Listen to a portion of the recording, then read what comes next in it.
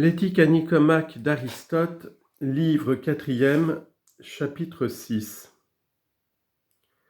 Dans les relations de toutes sortes que les hommes ont entre eux pour la vie commune, soit de simples conversations, soit d'affaires, il y a des gens qui cherchent à se rendre agréables à tout le monde.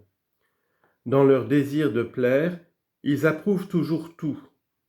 Ils ne contredisent sur rien, croyant que c'est un devoir de ne faire de peine à qui que ce soit parmi les personnes qu'ils rencontrent. Il y a d'autres gens qui, d'un caractère tout contraire à cela, prennent le contre-pied en toutes choses et ne s'inquiètent jamais de la peine qu'ils peuvent causer. Ce sont ceux qu'on appelle gens moroses et querelleurs. On voit, sans qu'on ait besoin de le dire, que ces deux dispositions opposées sont dignes de blâme, et qu'il n'y a de louable que la disposition moyenne qui fait qu'on accueille ou qu'on repousse comme on le doit les hommes et les choses qu'on doit accueillir ou repousser.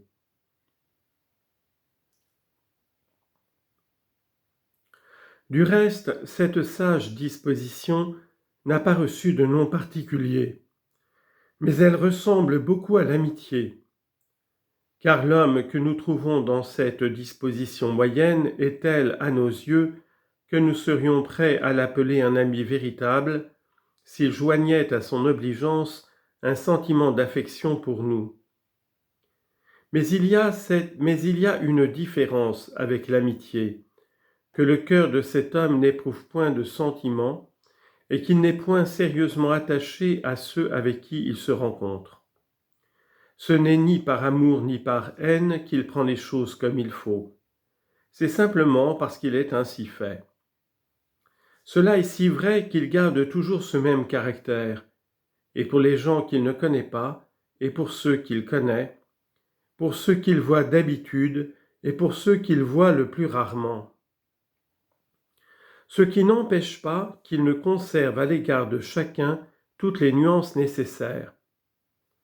Car il ne convient pas de traiter du même ton ses amis et les étrangers, quand on doit leur témoigner soit de l'intérêt, soit du mécontentement.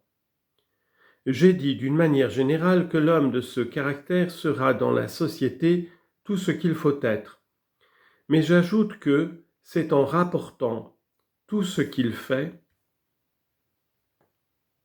au bien et à l'utile qu'il réussira sûrement à ne froisser personne et même à faire plaisir à tout le monde.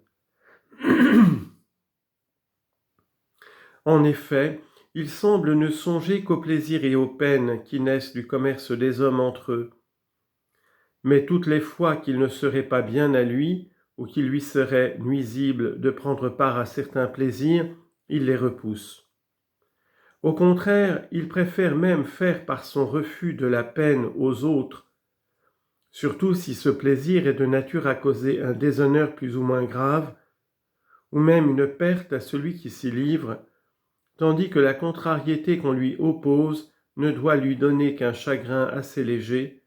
Il se décide à ne pas accueillir la proposition et même à la combattre sans craindre d'affliger les gens. Il sera d'ailleurs différent dans ses rapports avec les personnes de considération et avec les gens du commun, avec les personnes qui sont plus ou moins connues de lui.